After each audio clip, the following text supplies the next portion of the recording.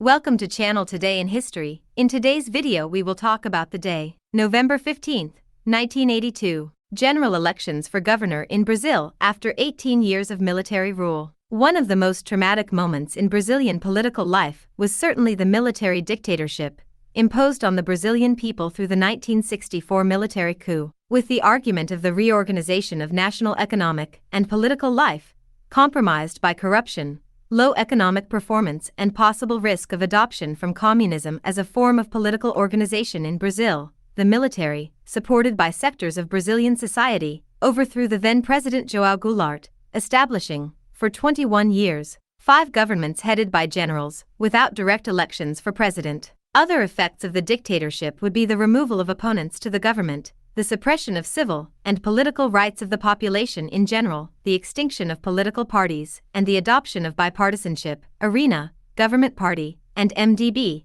Party of the Consented Opposition. Another fact that marked the period was the practice of torture and arbitrary imprisonment, with emblematic examples, such as the cases of Friar Tito and journalist Vladimir Herzog. Clandestinely, groups on the left, coming from various opposition movements to the established dictatorial order, faced the government in both urban and rural areas, with the Guerrilha do Araguaia becoming famous in Brazilian history, an episode in which several university boys and girls faced the forces in the north of Brazil, seeking to raise awareness of the resistance of Brazilian society, a movement raised as an armed opposition to Institutional Act No. 5, the largest legal apparatus for the annulment of rights, and the centralization of state power in the hands of the executive branch.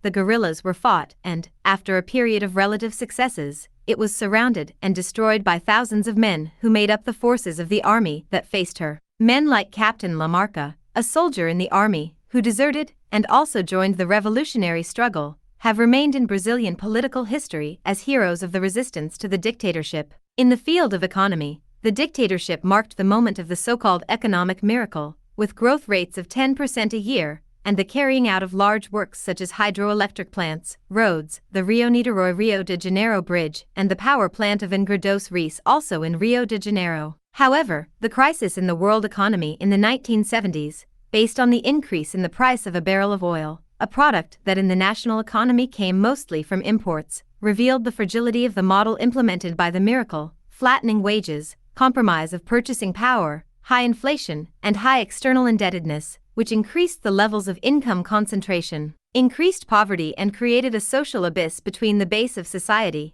and a small layer of the richest. The economic aspects of the regime instituted by the coup hit the Brazilian middle class, as well as society as a whole. Back in the 1970s, President General Ernesto Geisel announced the transition to political openness. It was the beginning of the end of the dictatorial period. Also under pressure in the streets, the military governments gradually relaxed the regime, which was giving way to the redemocratization of Brazilian society. And on November 14, 1982, the general elections for governor were held in Brazil. Did you like the video? In the description you will find the blog link with the full article. Give an incentive by subscribing to the channel, liking, commenting, and sharing with your friends. Hugs. Until the next.